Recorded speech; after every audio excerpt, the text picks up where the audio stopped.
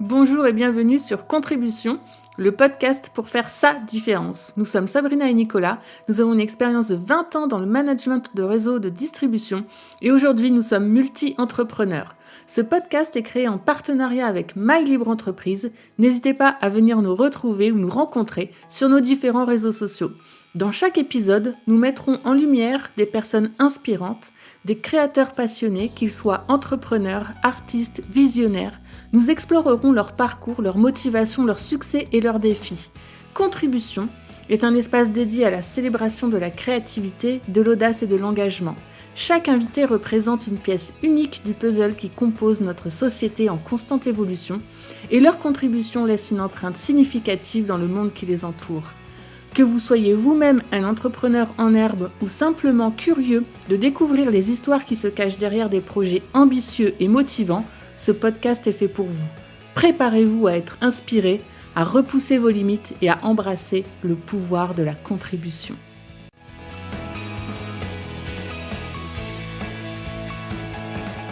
Hello, hello.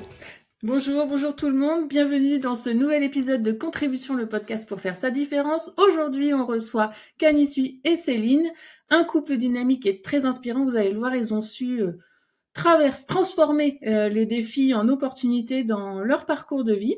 Alors, Kani et Céline, en fait, vous êtes mariés, vous avez 2 enfants, vous vivez dans une magnifique maison que vous avez faite de vos propres mains en région parisienne. Et puis, Kani, tu nous raconteras ton arrivée en France quand on aura l'occasion d'échanger sur le sujet. Toi, Céline, tu as eu un parcours dans l'enseignement. Aujourd'hui, vous êtes entrepreneur, on va dire, dans le domaine de l'immobilier. Et au cours de cet épisode, eh bien, on va plonger dans votre histoire, découvrir tous les enseignements que vous avez pu tirer de votre parcours, explorer votre vision de la vie et de l'entrepreneuriat en général. Et puis, on va essayer de partager des conseils qui pourront être précieux pour tous ceux qui aspirent à atteindre leurs propres objectifs. Alors, chers auditeurs, installez-vous confortablement, ouvrez bien vos oreilles et préparez-vous à vivre un moment d'inspiration avec le parcours de Céline et Kani. Donc, bienvenue à tous les deux et puis merci d'avoir accepté notre invitation pour cet épisode. Bonjour Sabrina, Nicolas. Merci pour l'invitation. Bonjour Sabrina. Ma première question, elle va être très simple. Est-ce que, en fait, vous pouvez simplement vous présenter et surtout un peu nous parler de vos études et de votre parcours professionnel d'une manière globale. Ok, donc moi c'est Céline, j'ai 40 ans. J'ai grandi en région parisienne. J'ai une scolarité tout à fait ordinaire. J'ai passé mon bac à 17 ans. Moi, je suis fin d'année, donc je l'ai passé dans mon année normale, mais voilà. Et puis ensuite, très tôt, à 13 ans, je savais déjà ce que je voulais faire. Je voulais devenir enseignante. Moi, c'était mon truc. Et donc, en fait, j'ai articulé mes études autour de cet objectif-là, qui était d'enseigner. Donc, après mon bac, j'ai fait une fac d'histoire géo. Et puis, j'ai intégré, du coup, l'IUFM, donc l'école de formation des maîtres. Et j'ai tout validé du premier coup, non sans difficulté, mais en tout cas, j'ai réussi. Et donc, je suis passée vraiment des bancs de l'école, finalement, où j'étais moi étudiante, à du coup aux côtés de l'enseignant. Donc, j'ai jamais quitté l'enseignement jusqu'à il y a 3 ans. Donc donc j'ai fait une carrière de 17 années dans l'enseignement primaire. De la maternelle jusqu'au CM2. J'ai énormément appris. J'ai appris beaucoup sur moi. J'ai appris sur l'autre. J'ai appris, énormément de choses. C'est une carrière qui m'a passionnée. J'ai aimé enseigner. Et il y a 3 ans, j'ai arrêté d'enseigner. Non pas parce que je n'aimais plus ça, mais simplement parce que avec Camille qui vous en parlera aussi, on a décidé de travailler ensemble et d'aller du coup dans un projet un peu plus commun que plutôt de pédaler chacun de notre côté. Et voilà, j'ai quitté du coup l'enseignement il y a 3 ans et j'en suis très contente finalement parce que voilà, je vois différentes choses. Je vois aussi ce dont moi je suis capable de faire, ce que je pensais pas. Je pensais que j'étais capable que d'enseigner. C'était mon métier. C'était voilà. Et finalement, on se plaît bien à travailler ensemble. On est plutôt comment on dit complémentaires, merci. Et puis moi, ça m'a fait voir aussi une autre vision déjà de son travail parce que bon bah il va nous en parler, mais il travaille énormément et c'est vrai que c'est pas forcément simple de pas comprendre ce que l'autre fait. Donc là maintenant que je travaille avec lui, je comprends un petit peu mieux. Et puis bah du coup ça nous a permis d'après d'avoir différents projets, notamment dans l'immobilier et voilà on essaie de le faire en symbiose ensemble quoi. Voilà pour mon parcours. Merci beaucoup. Voilà, moi du coup c'est Kani Suisse, Nyakadia. Je suis d'origine béninoise. J'ai grandi au Bénin jusqu'à l'âge de 20 ans. Je suis venu en France dans les années 2000 pour recommencer en fait ma profession. J'étais à l'époque au Bénin au lycée professionnel. J'ai Contrairement à Céline, je savais pas ce que je voulais faire. Je savais quand même que je voulais réussir ma vie.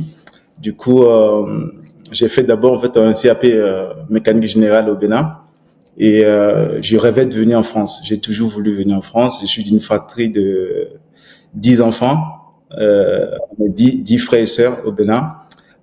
C'est les familles en fait, si vous voulez, polygamie en fait au Bénin.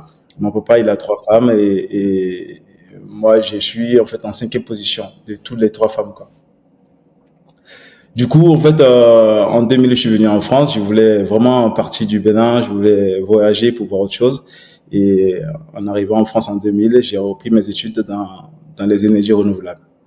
Et puis, j'ai étudié. J'ai fait un BEP, un CAP, un BEP, un bac professionnel en énergie en fait thermique. Et puis un niveau BTS. Je n'ai pas validé le BTS parce que j'avais en fait ces problématiques de difficultés pour pouvoir en fait payer le loyer, faire tout ça. Mais ça a été quand même un parcours assez rude. Mais finalement, je m'en suis bien sorti. J'ai fini par créer en fait ma première entreprise en 2013. Voilà. Et puis quand on a eu notre premier enfant. Ouais, quand on a eu notre premier enfant, ouais, on a créé l'entreprise. Et puis, on a continué à développer cette entreprise. J'étais tout seul au début. Et puis, Céline m'a rejoint et voilà, on continue à travailler ensemble. Cool. Eh ben, moi, je vous ai rencontré il y a 2 ans, à peu près, dans le cadre d'une activité de marketing de réseau. Et vous aviez été invité, vous avez découvert un projet et on s'est rencontrés. Moi, j'ai senti une énergie tout de suite chez tous les deux. Et c'est vrai que c'est intéressant de voir votre parcours. Toi, Kani, est-ce que tu peux, pour approfondir un petit peu ta présentation, nous donner quelques éléments sur, parce que je sais que tu es arrivé en France pour venir chercher une nouvelle vie, travailler, rencontrer la femme de ta vie, ça s'est organisé.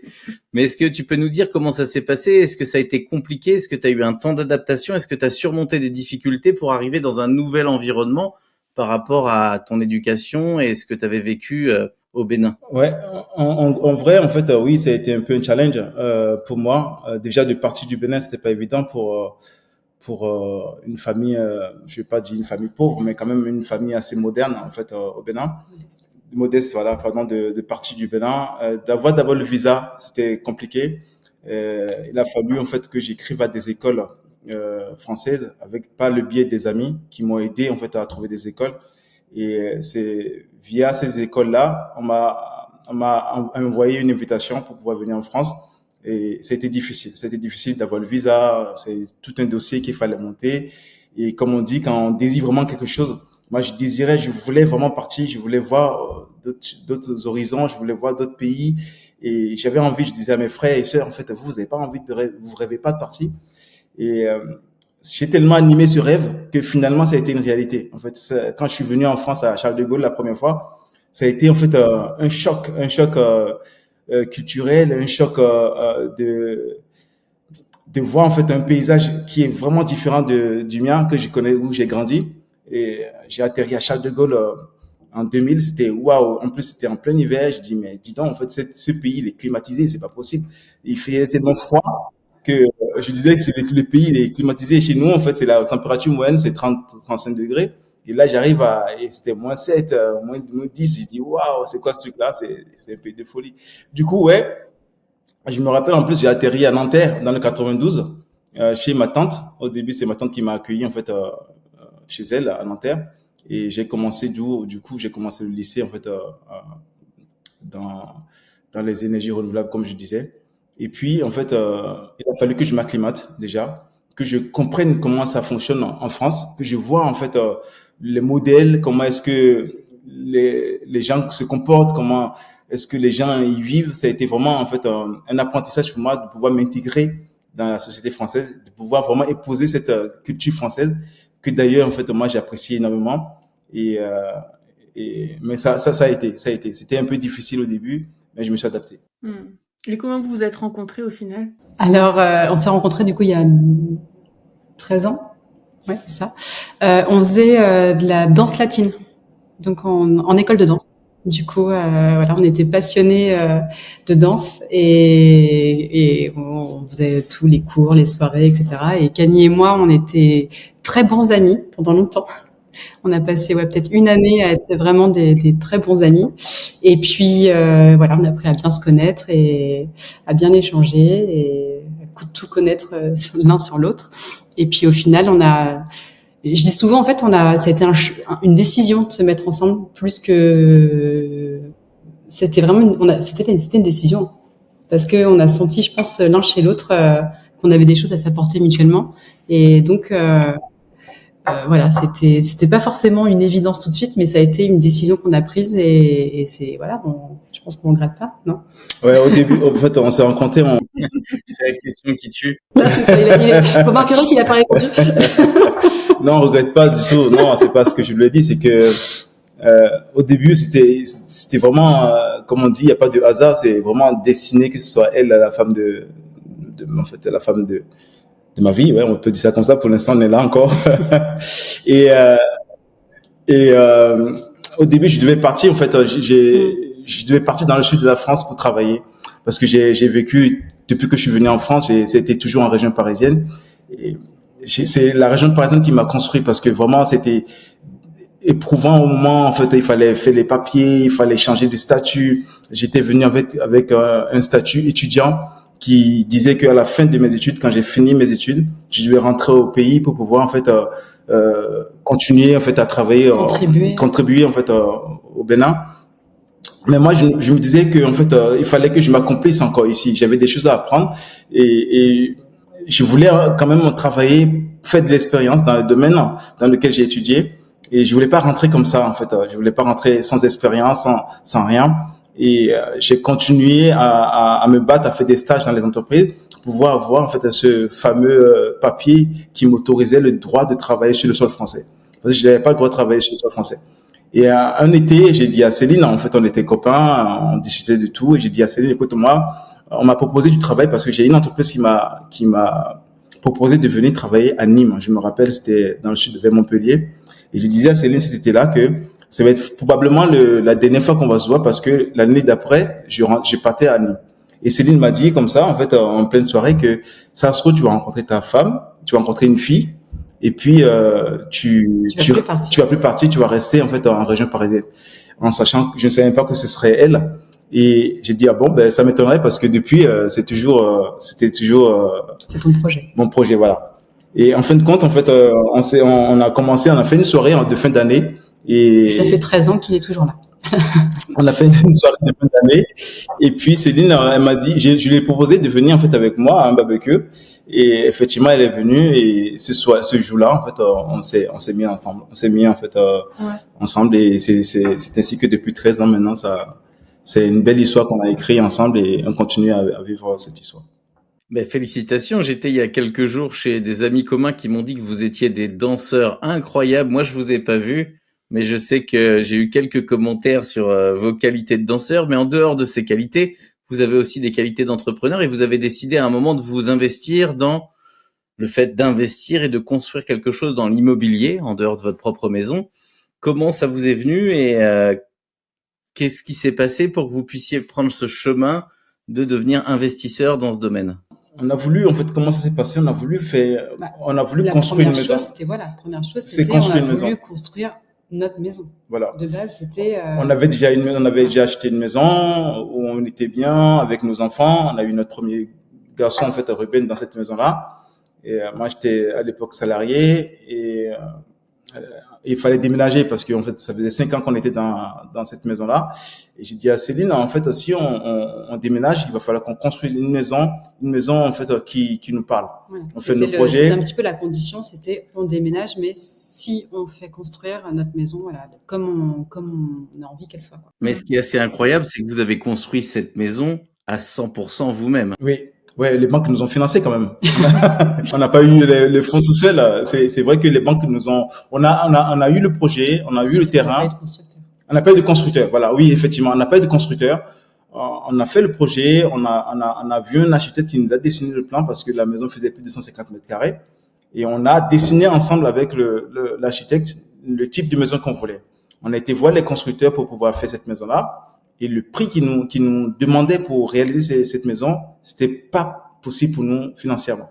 Du coup, j'ai dit à Céline, écoute, cette maison-là, si on va la faire ce qu'on voulait, il faut qu'on la fasse nous-mêmes. Et Céline m'a dit au début que c'était un peu chaud. Et j'ai dit, effectivement, c'est chaud, mais c'est pour ça qu'on va la faire. On va la faire à notre sauce. Parce qu'en fait, pourquoi c'était chaud? Parce qu'en fin de compte, au démarrage, c'est comme dans tout projet finalement. C'est-à-dire que quand on voit là où on veut arriver et quand on voit là où démarre, on a l'impression que ça va être juste insurmontable.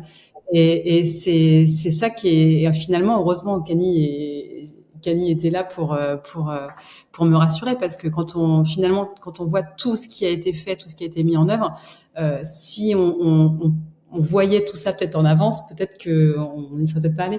Et au final, Camille, il voyait tout le temps l'objectif. Il disait non, mais ça va aller, ça peut que le faire en fait. Parce qu'on est passé par des tas de péripéties, hein, mais ça, comme dans une bonne construction, enfin normal, c'est juste normal, je pense. Mais au début, ça fait peur. Et ouais, moi j'ai eu peur et quand j'ai vu le projet et moi-même, je me disais mais c'est trop en fait, on n'a pas besoin de tout ça. C'est énorme. On est juste une famille, 2 enfants, 2 adultes. On n'a pas besoin d'avoir 300 mètres carrés de maison. Et en fait, Camille m'a dit un truc il le respecte au quotidien. Hein. Il dit, moi, je suis pas sur cette terre pour voir les choses petites, en fait. Il dit, moi, ne me demande pas de voir petit. Donc, je veux pas une petite maison, je veux pas une petite vie, je veux pas des petites vacances, je veux pas Une petite femme. Voilà. C'est ça qu'il en a pris une grande, d'ailleurs. C'est ce qui me plaît dans votre parcours, c'est que vous arrivez devant un obstacle et vous êtes des penseurs de possibilités. Et c'est là où on s'est retrouvés et on a connecté ensemble. Donc oui, effectivement, il y a un challenge, mais il y a toujours des ressources et il faut se projeter sur ce qui va se passer demain. Comment on trouve les solutions? Voilà, le projet d'investir dans l'immobilier, ça a démarré d'abord par votre maison. Et après, l'appétit est venu en mangeant. Après, entre-temps, on a lu un livre qui a été super important pour nous quand même. C'est Père riche, Père pauvre. Ouais. Qui nous a bien quand même secoué parce qu'on s'est dit en fait, on a tout fait à l'envers. Mais en fait, on a fait à l'envers, oui, parce qu'on a construit notre maison en fait dans laquelle on vit et que nous on paye. Et Père riche, Père pauvre, dans son livre, il dit qu'en fait tout ce qui sort de l'argent de votre poche est un élément de passif et non un élément d'actif. Et nous, à ce moment-là, on était en plein dans les travaux. J'ai dit à Céline, mais écoute, c'est bien parce que en fait on apprend, c'est comme ça qu'on apprend. Et cette maison, le prix qu'on devait y mettre pour avoir la maison qu'on a, ce n'est pas ce qu'on a mis nous en réalité pour avoir le type de maison qu'on a aujourd'hui. Du coup, j'ai dit en d'autres, c'est pas forcément du gâchis parce que on a mis moins d'argent que cela devait nous coûter parce que nous l'avons fait nous-mêmes la maison. Du coup, ça a été l'élément déclencheur. Et quand on a vu ce qu'on nous demandait et ce que nous on a mis pour avoir cette maison-là, j'ai dit tiens, il y a une opportunité ici, il faudrait que on fasse quelque chose en fait de cette maison. À un moment qu'on faisait cette maison, j'ai été en fait un jour sur après avoir lu le livre Père riche, Père pauvre, je disais mais donc du coup il faudrait que je fasse quelque chose pour compatir pour que en fait cela s'égalise en fait. Comme on a fait la maison même de notre propre denier, il fallait trouver un investissement, il fallait investir pour que cet investissement paye la maison. Et un jour en regardant sur Le Bon Coin, j'ai trouvé une maison en fait à vendre à Amiens, il fallait en fait tout refaire. Il faut tout. À Amiens, pour situer, c'est à 2 heures de route. C'est à 2 heures, ouais, Amiens, c'est à 2 heures de chez nous. J'ai dit, écoute, on va aller voir. Et c'est ainsi qu'en fait, on est parti sur Amiens pour notre premier investissement. Voilà. Ça a commencé de là, ça a commencé de la première maison qu'on a bâtie et ça s'est Donc, enchaîné. C'était un immeuble complètement délabré. Ouais, c'était un immeuble complètement délabré qu'on a reconstruit, qu'on a retapé, qu'on a fait, on a tout cassé. Et on a mis 3 appartements dans cet immeuble-là, qui est toujours en location. Après, on a enchaîné d'autres projets. Et donc, vous travaillez ensemble aujourd'hui, vous faites exclusivement ça ou vous avez d'autres activités? On a d'autres activités, bien sûr. On a d'autres activités. En fait, comme je disais, on a la première entreprise qu'on a créée, GC Climat, qui fonctionne plutôt bien, qui nous a permis, en fait, c'est cette première entreprise qui nous a permis d'avoir toutes les autres entreprises. On a fait les SCI qui font en fait de l'immobilier, et puis Céline a récemment créé aussi son entreprise dans la conciergerie. Et le but aujourd'hui pour nous, donc on a une entreprise dans le bâtiment, du coup on fait de la pompe à chaleur, de la climatisation, enfin tout ce qui est traitement de l'air. C'est ce qui nous a permis du coup de pouvoir mine de rien aussi construire la maison. Enfin la société nous a quand même pas mal aidé et puis aussi toutes les connaissances que tu pouvais avoir dans le métier et les connaissances que tu pouvais avoir en tant que personne, en fin de compte, dans les différents corps de métier. Et puis, oui, nous, après, on s'est rapidement rendu compte que l'immobilier, c'était finalement quelque chose qui allait plus nous apporter dans l'avenir, parce que lui, son métier de climaticien, il sait qu'il n'a pas envie de faire ça toute sa vie. C'est ça, bien sûr. Voilà. Et on s'est dit que l'immobilier, c'était peut-être une valeur sûre. Et puis, du coup, dans l'idée, ce serait que lui puisse, grossièrement, l'idée, c'est lui, il fait les travaux. Et moi, je gère après. Il trouve les projets. Il trouve les produits, les projets. Il détruit tout. Il refait tout. Et moi, je viens après. C'est fini pour la déco et pour la gestion. Voilà. C'est ça. Et donc, vous avez 2 beaux enfants. Est-ce que vous arrivez à organiser votre vie professionnelle et votre vie familiale avec une sorte d'équilibre malgré les déplacements et ces multiples activités? Comment ça se passe? Alors, depuis qu'on travaille ensemble, depuis 3 ans, du coup, même si j'étais enseignante avant et que on dit souvent que les enseignants ont beaucoup de temps, mais pour l'avoir été, je sais que c'est pas forcément le cas, parce que quand même un enseignant travaille énormément sur ses temps personnels. Donc, depuis que je ne suis plus, en tout cas dans l'enseignement, j'ai beaucoup plus de temps avec les enfants, parce que notamment maintenant, ça fait 1 an que je télétravaille, donc je travaille chez moi quand on travaille pour la société. Les sociétés, ouais. Pour les différentes sociétés. Donc ça me permet moi de pouvoir m'occuper des enfants à la sortie de l'école ou même parfois le midi. Donc on arrive quand même à avoir du temps avec les enfants. Camille un peu moins. On essaie de se libérer du temps, mais c'est moins simple. Mais du coup, en tout cas, je pense que si je n'étais pas venue travailler avec toi, ce serait peut-être encore plus compliqué, parce que moi, j'étais tellement absorbée par mon boulot, toi tellement absorbée par le tien, qu'au final, les enfants sont entre les deux, et après, du coup, chacun fait ce qu'il peut. Et là, du coup, on travaille dans la même direction, on sait où on veut aller, donc on arrive plutôt à gérer. Ouais, à gérer les enfants, ouais, c'est sûr que Céline est plutôt quand même sur les enfants à la maison, l'éducation. C'est ça qui fait aussi notre force, parce que aujourd'hui on est un couple qui regarde dans la même direction, parce qu'on regarde vraiment dans la même direction. C'est vrai que je suis beaucoup moins à la maison que Céline, et du coup ça compense en fait ce manque-là. Et moi j'arrive quand même à être présent du mieux que je peux pour voir les enfants grandir, quoi. On peut pas, je le vois pas autant que Céline, et je pense que c'est le prix à payer pour moi, et j'espère qu'un jour je pourrai en fait profiter de tous ces manques-là. Je ne pourrai pas rattraper le temps, mais je profiterai de ma manière. Voilà, c'est ce que je me dis. Et il y a souvent, quand on travaille en couple, les gens sont assez hallucinés que ça fonctionne bien, parce que nous, c'est une question qui revient souvent, parce que ça fait très longtemps qu'on travaille ensemble. Et les gens sont souvent étonnés de se dire, mais vous voyez. À quel moment on se tape dessus, tu vois? Voilà. À quel moment vous prenez la tête? Voilà. Et nous, c'est généralement, quand on explique qu'on travaille ensemble, c'est la première question qu'on nous pose, mais et vous arrivez à travailler ensemble sans vous entretenir? Et en fait, nous, ça a été tellement une évidence. Je pense un soulagement pour toi, quand même aussi que je vienne te seconder parce que c'était pas forcément évident toi de déléguer tout ce qui était l'administratif, les comptes bancaires. Il faut avoir quelqu'un qui t'a confiance quand même aussi pour pouvoir gérer ça. Et puis il faut savoir aussi que quand lui travaille sur son chantier, moi finalement c'est plus les moments où je vais être, je suis pas forcément dans l'activité tout le temps en fait en journée parce que alors je fais ma compta, je fais bref l'administratif, mais finalement ça va être sur les moments où lui il est dispo, donc ça va être les week-ends, ça va être le soir où on a besoin de faire un devis, où on a besoin de se réunir pour parler de certaines choses. Et ça tu peux pas le faire en fait avec un salarié qui a des horaires de bureau parce que une fois 17 heures passées, c'est pas possible, quoi. Donc c'est vrai que là-dessus, on arrive à quand même relativement bien avancer. Et puis oui, si il faut qu'on bosse un dimanche, on bosse un dimanche. Et puis c'est pas grave en fait. C'est vrai que c'est souvent ça revient.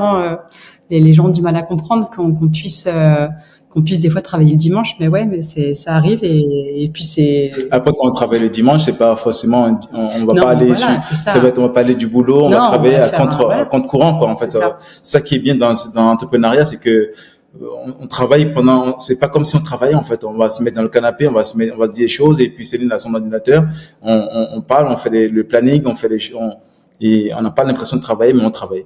Et moi, je reprendrai une phrase que j'ai souvent entendu dire, Nico, que je fais mes courses quand la caissière, elle s'ennuie. Et ça, je le répète en fait souvent quand on me fait la remarque que justement on peut travailler des fois à compte courant. Mais c'est vrai.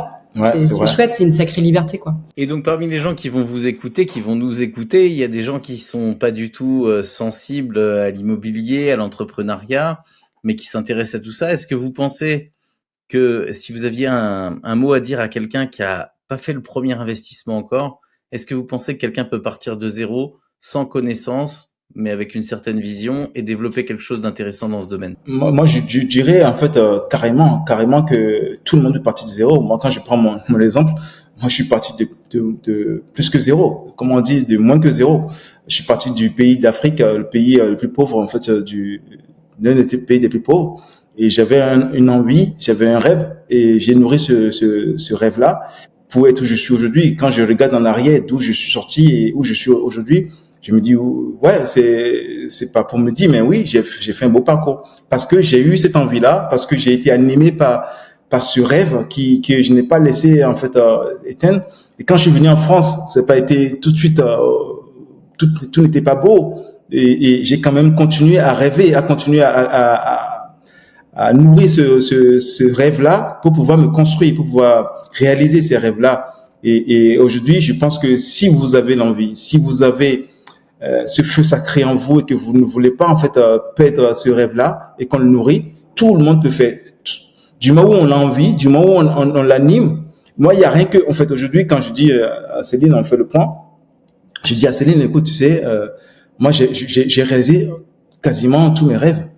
Et mes rêves, comme on évolue dans le temps, les rêves se rajoutent. On continue à rêver parce qu'on ne peut pas vivre sans rêve. Quand on vit sans rêve, on est soumis. Nico, tu te rappelles de ce film-là que tu m'as fait voir? Les hommes sans rêve sont faciles à soumettre. Effectivement, moi je crois en ça que les gens sans rêve sont faciles à soumettre.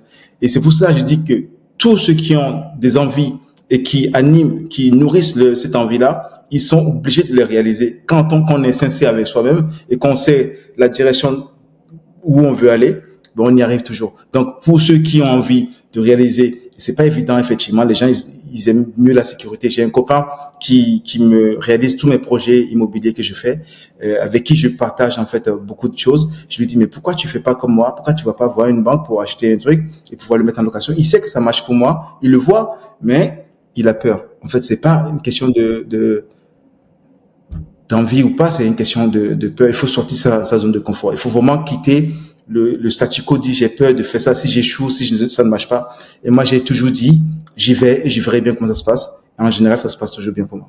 Et quand il y a des complications, ben, je m'adapte et j'évolue. Et c'est ça qui fait qu'aujourd'hui, ben, on a ce qu'on a et les gens, pour eux, c'est facile pour nous parce que on est des entrepreneurs. Je dis, bah oui, c'est facile pour nous. Moi, c'est ce qui m'a plu dans notre dernière conversation, c'est créons le problème et après, on trouvera la solution. C'est exactement ça. Qu'est-ce qui, tu parles beaucoup de rêves, de projets. Qu'est-ce qui vous motive à entreprendre et à continuer de travailler, d'avancer, de mettre des projets en route, quoi. Moi, qu'est-ce qui me motive? C'est cette liberté, en fait. Cette liberté de ne pas dépendre d'un système où on doit tout, en fait, s'asseoir et dire oui, on attend la retraite, on attend, en fait, moi, j'aime trop ma liberté. Je veux prendre ma vie en main. Je ne veux pas attendre que on me donne ce que je peux avoir maintenant. Je n'ai pas, j'ai des copains, ils sont tous en train de calculer, en fait, à quel moment ils vont être à la retraite. Et c'est vrai qu'on est jeune. Et j'ai pas envie d'attendre ça. C'est pour ça que je suis parti du Bénin. C'est pour ça que je suis parti de de mon cocon familial en Afrique. Et quand je suis venu ici, j'ai tout de suite dit à Céline quand on a commencé, dit Céline, il y a une chose que je voulais te dire, c'est que Tu peux le dire. ouais, vas-y, dis-le, ce serait mieux. Quand on s'est rencontrés, qu'on s'est mis ensemble, hein, quand on a commencé à sortir ensemble, il m'a dit un truc sur le moment, je l'ai pris un petit peu à la légère, mais il m'a dit un truc. Il m'a dit, sache que il y a une chose qui m'a libérée dans ce pays, c'est le travail. Il m'a dit, donc, ne me reproche jamais de travailler parce que c'est vraiment, il dit, je vais pas aller boire des coups avec les copains, je vais pas aller regarder les matchs de foot. Il dit, ça, je m'en fous, mais il dit, par contre, vraiment la chose importante pour moi, c'est le travail. Et donc, oui, en effet, 13 ans après, en effet, il travaille beaucoup, mais il travaille, oui. Après, ce qui est chouette, c'est qu'il travaille pour ses rêves et il travaille pour nous et On a des résultats. C'est ça qui compte, voilà. C'est ça qui compte vraiment, c'est travailler, pas pour travailler, mais travailler pour avoir des résultats et pour savoir qu'on avance. Qu'on avance vers une direction, qu'il y a des rêves qui nous animent et qu'on a envie de faire des choses. Et j'aime beaucoup, en fait, avoir envie le matin, je me lève à 4 à 5 heures avec des idées plein la tête et des projets qui n'en finissent pas. Et c'est ça qui nous stimule, c'est ça qui nous donne envie et on a envie de crier très haut, très fort que ouais, on va faire ça, mais on se limite parce qu'on veut dire, si on le dit trop fort et que les gens, ils ont pas la même conviction que toi, on te regarde de haut. Tu as vu, lui, il a envie de faire ça et t'as vu, il fait ça. Du coup, on se limite un peu, mais on a envie de crier très haut, très fort. Il y a des gens qui se voient trop grands pour faire des petites choses, mais en fait, ils sont trop petits pour faire de grandes choses. Mmh. Souvent, on fait les podcasts en journée ou le matin parce que, il y a une autre énergie et forcément, là, on a calé un truc le soir parce que vous êtes hyper occupés. Ma question suivante, c'est comment vous arrivez à maintenir une énergie pour continuer à mettre en place tous ces projets malgré de multiples activités, un emploi du temps chargé, les enfants et les différents business. Quel est votre secret? Comment vous arrivez à maintenir un niveau d'énergie important? Parce que je pense que c'est une des clés pour entreprendre efficacement. Il faut garder le feu sacré. L'énergie, en fait, c'est quand on paie l'objectif de vue, effectivement, on trouve tout ce qui peut nous faire en fait descendre en fait en énergie. Du coup, notre objectif il est clair. En fait, moi, je veux arrêter de travailler à 50 ans. Je veux arrêter de travailler comme je travaille là et travailler autrement. C'est-à-dire que mon objectif c'est être libre financièrement, être rentier à 50 ans. Je veux travailler différemment. Je veux ne plus je veux ma liberté, voilà. En gros, c'est ça qu'on objectif, c'est notre objectif, je pense. Et quand tu as cet objectif-là, et que tu sais que tu as 42 ans, et que ça passe, et que les matins qui t'ont destiné ne sont pas éternels, et tu as envie de pas perdre une seconde de ta vie à perdre du temps, du coup, on met cette énergie-là, on le nourrit comme ça, on se motive, on lit des livres qui nous stimulent, on rencontre des personnes comme vous qui continuent à nous stimuler avec des projets, on s'entoure en fait de bonne énergie et même si des moments donnés on commence à être dans le dent, on dit non, il faut se relever, il faut garder son feu sacré, il faut pas laisser le feu s'éteindre parce que quand on laisse le feu s'éteindre, en ce moment-là, on a tout perdu quoi. Il faut garder ce feu sacré qui est en nous et on est tous des êtres créatifs, on est tous on a ce projet-là, ce rêve-là de se réaliser. Et pour moi, en fait, c'est ça qui me nourrit, quoi. Les objectifs, mes projets, mes rêves, ça me nourrit. C'est surtout mes rêves, ouais. Mes rêves et ces rêves-là, quand on le nourrit, en fait, quand on le perd pas de vue, quand on perd pas le rêve de vue, Et qu'il est toujours là, même malgré les difficultés, on le garde toujours mais on le perd pas. Et du coup, ça nous stimule. En tout cas, moi, ça me stimule. Et on porte, quand à un moment donné, on est on dit non, pourquoi, tu vois, on veut aller là. Moi, c'est lui qui me stimule, du coup. Quand j'ai des périodes du coup, voilà, tu vois, là, il vient de me stimuler, c'est bon, je suis repartie pour un tour. Mais c'est ça l'enthousiasme, l'énergie, ça se partage. Voilà, c'est ça, c'est important parce que je dis ça pourquoi? Parce que voilà, c'est vrai que dans notre couple, Kani porte énormément de choses, il a énormément d'enthousiasme, il a énormément de projets, etc. Et des fois, j'ai parfois tendance à penser que je suis moins impliquée ou moins. Mais au final, on arrive toujours à revenir au fait que, comme il dit, si moi je suis pas là non plus, en fin de compte, les projets, il peut pas les réaliser seul. Donc on le fait à deux. Et par contre, ce qui me porte, moi, c'est son enthousiasme et c'est son envie et c'est ses rêves, parce que en effet, c'est juste magique de côtoyer quelqu'un comme ça tous les jours. Bah, c'est énorme, quoi. C'est énorme. Et généralement, les gens qui sont autour de nous et que l'on voit de temps à autre, en fait, ils adorent passer du temps avec Kani parce que ça les stimule et ça leur fait du bien. Voilà. Son énergie est communicative. Vous avez parlé de Père riche, Père pauvre, donc ça c'est un livre forcément à mettre entre toutes les mains si on veut apprendre à investir. Est-ce que vous avez suivi des formations ou est-ce que vous avez été inspiré par des entrepreneurs ou des figures particulières qui voilà, vous ont inspiré tout au long de votre parcours et comment ces lectures, ces formations ou ces gens ont pu influencer votre vision de ce que vous vouliez mettre en place? Effectivement, quand on commence dans l'investissement et qu'on fait les choses pas correctement, quand on fait le premier investissement et qu'en fin de compte on s'est rendu compte qu'on aurait pu faire comme ça, il vaut mieux en fait faire quelques formations, en fait prendre quelques formations en ligne pour nous aiguiller et dire ouais, il faut faire ça comme ça, il faut faire une SCI, il faut. Bah voilà, notamment parce que finalement le premier investissement qu'on a fait à Amiens, c'était un peu à l'aveugle. C'était vraiment, toi ça a été t'es parti bille en tête.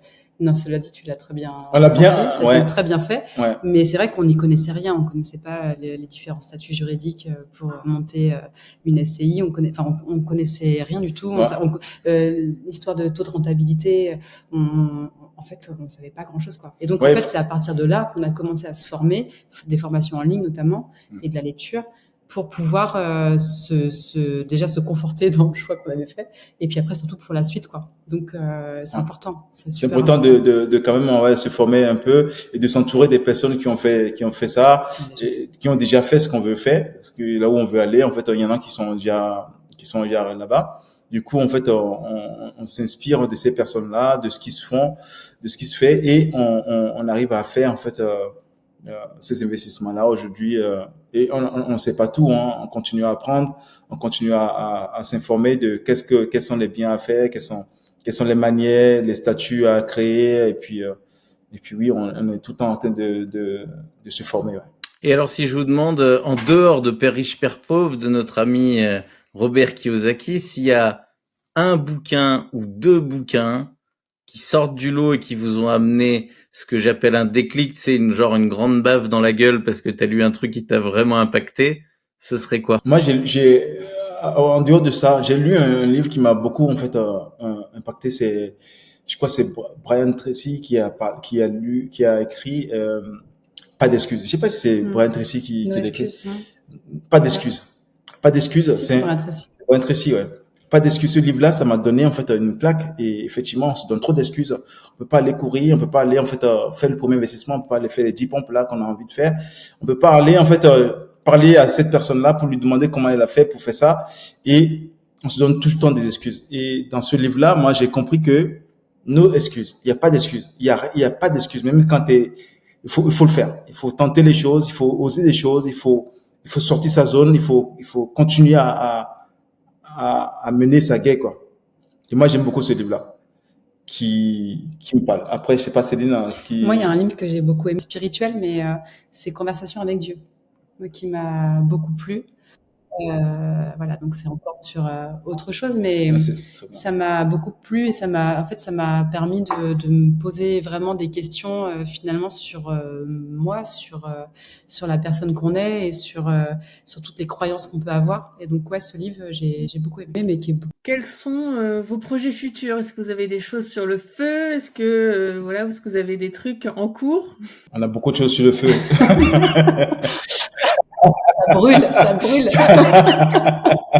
On a beaucoup de choses qui le feu, qui est en train de bouillir, et on arrive à mettre de l'eau tiède dedans pour que ça se calme un peu, parce que oui, on a des projets, on a des projets, on a Beaucoup tellement de de projets, beaucoup de beaucoup de projets. projets qui divergent tous les uns des autres. Ouais. Mais après, si on a un projet qu'on aimerait mener à plus ou moins court terme, c'est-à-dire à une échéance d'environ 1 an, ce serait qu'on aimerait faire une pause. Pour le coup, dans tout ce tumulte d'activité et de création, etc., on a envie de faire une pause pour prendre du temps pour nous. Et donc, cette pause, on envisage d'aller faire un tour, un long voyage. On a déjà le véhicule, on est déjà presque prêt. Et ce long voyage, on souhaiterait le faire en Afrique. Voilà, donc retourner aussi un petit peu sur les terres natales de Cagny, aussi que les enfants. Pour nous, c'est très important que nos enfants. Je pense que on est dans une génération aujourd'hui où nos enfants sont, en tout cas les nôtres, sont quand même relativement privilégiés. Ils ont tout. On habite dans un petit village avec une école, voilà, une petite école. Ils sont dans une grande maison, ils ont les copains, ils ont tout ce qu'il faut. Et c'est vrai que je pense qu'ils se rendent pas forcément compte. Ils sont baignés dans un cocon, c'est le monde des bisounours. Et nous, on a vraiment envie, non pas de les mettre dans la difficulté, c'est pas ça le but, mais c'est vraiment d'aller voir ailleurs ce qui se passe pour qu'ils se rendent compte que ailleurs, y a des choses qui se passent pas forcément comme ici, et juste leur faire ouvrir les yeux et qu'ils sortent aussi de leur zone finalement très confortable. Et on a envie vraiment de prendre ce temps-là avec eux pendant qu'ils sont encore pas trop grands. Parce que après, une fois l'adolescence passée, ça sera peut-être plus difficile de les emmener avec nous. Mais voilà, et puis on a vraiment envie de faire une pause aussi tous les quatre, de se retrouver et de partager vraiment des choses un petit peu extraordinaires. Donc ça, c'est notre prochain projet, on va dire, à plus ou moins court terme ou long terme. Voilà, mais entre-temps, il y a encore plein d'autres choses sur le feu. Donc on essaye une chose à la fois. Mais c'est un énorme projet et c'est une super inspiration. Nous, on a fait beaucoup de voyages avec les enfants et c'est souvent les souvenirs.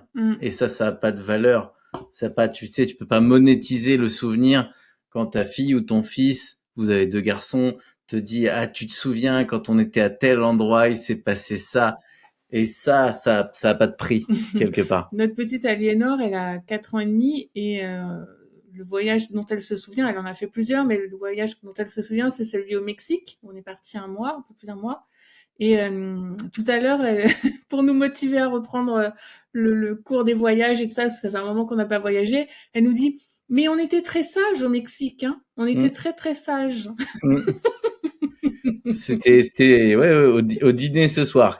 Elle trouve des arguments pour qu'on reparte en dynamique de voyage. C'est génial parce que nous, autant le petit, il est très partant, il n'y a pas de souci, mais autant le grand, qui a déjà bientôt 11 ans, a très peur en fait de ce voyage. Non pas qu'il veuille pas le faire, mais il en a très très peur parce qu'il a vraiment peur de l'inconnu et peur que, comme il ne sait pas ce qui va se passer, je pense que c'est une inquiétude pour lui, mais en même temps, je pense que ça peut lui faire que du bien. Donc c'est un challenge aussi pour nous parce que nous non plus on ne sait pas ce qui va se passer. Donc c'est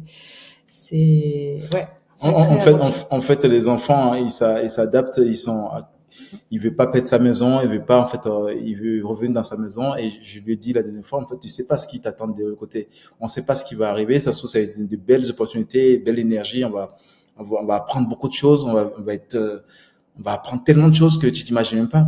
Mais en fait, comme nous, on sait où est ce qu'on laisse, mais on sait pas ce qu'on va trouver. Et ça fait un peu peur, en fait, à l'être humain qui cherche à toujours rester dans sa case, dans son truc. C'est pour ça, en fait, il faut qu'on parte. C'est pour ça, en fait, c'est cette peur-là qui fait partie. Quand je voulais partir d'Afrique, effectivement, mes frères, ils me disaient, mais t'as pas peur d'y aller, en fait, dans un truc comme ça? Effectivement, ton cerveau il se met sur le coup, en fait, toi, tu t'as pas peur, tu dis oui, t'as envie. Et quand tu rentres dans l'avion et que tu pars vers l'inconnu, tu dis, mais qu'est-ce que je fous là, en fait? Et quand tu arrives à Charles de Gaulle, et que Charles de Gaulle, tu vois les personnes, tu vois la température, tu dis, qu'est-ce que je fais là?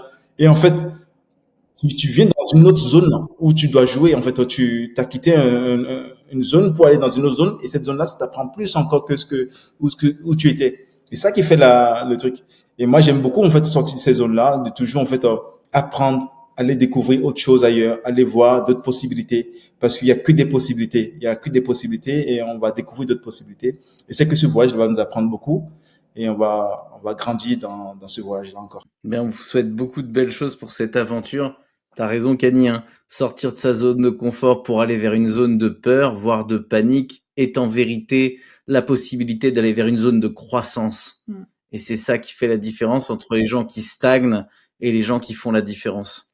J'ai une dernière question à vous poser pour terminer ce podcast, tu sais, qui s'appelle Contribution, le podcast pour faire sa différence. La question qu'on pose à tous les gens qu'on interviewe semaine après semaine, c'est quoi pour vous la définition? Qu'est-ce que ça représente pour vous, le terme contribuer? Pour moi, contribuer, ce serait permettre à des personnes de pouvoir être inspirées. Pour moi, contribuer, ce serait non pas qu'on ait la prétention d'inspirer, enfin d'être inspirant, mais en tout cas de pouvoir de permettre parce que les gens se disent que s'ils l'ont fait, c'est qu'on est capable de le faire. On n'a rien fait d'extraordinaire, on a 2 pieds, 2 mains comme tout le monde. On a juste eu notre volonté, on a cru en ce qu'on faisait. Et du coup, si on peut contribuer à travers ce podcast, par exemple, ou à travers les discussions qu'on peut avoir avec les gens qu'on rencontre, si on peut contribuer à justement faire un petit déclic chez les gens, ou en tout cas les conforter dans leur cheminement, voilà, nous c'est chouette. Nous, quand on a des gens en face de nous qui nous partagent des choses qui nous inspirent, pour nous, ils ont contribué pour nous. Donc, je trouve que c'est chouette de pouvoir le faire à notre tour avec d'autres personnes, quoi. Ouais, je te rejoins carrément, parce que ouais, c'est ma vision aussi. Contribuer, c'est trouver, en fait, sens à ce qu'on fait, et pouvoir donner ce sens-là à d'autres personnes. Pouvoir, en fait, en Afrique, on contribue beaucoup, en fait. Vous savez, la contribution, en fait, pour les parents, aider l'autre à se réaliser soi-même. En fait, il faut se réaliser soi-même afin de pouvoir, en fait, aider les autres à se réaliser dans un schéma où ils pensent que c'est ce qu'il leur faut. Donc, pour moi, la contribution, ça va être apporter du sens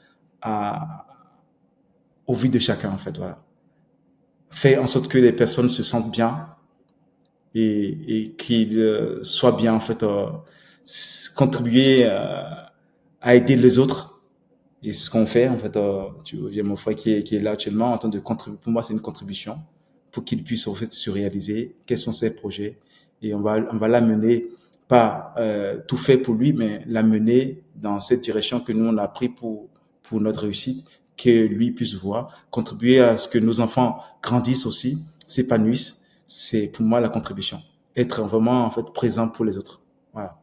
Merci beaucoup. Merci à tous les deux du temps que vous nous avez accordé pour cet épisode. Et puis, on vous souhaite plein de projets, plein de bonnes évolutions. Enfin voilà, que des bonnes choses pour la suite des événements. On a hâte de vous suivre dans vos aventures professionnelles et dans ce parcours au travers de votre, on va dire, votre engin de guerre pour faire le tour de l'Afrique.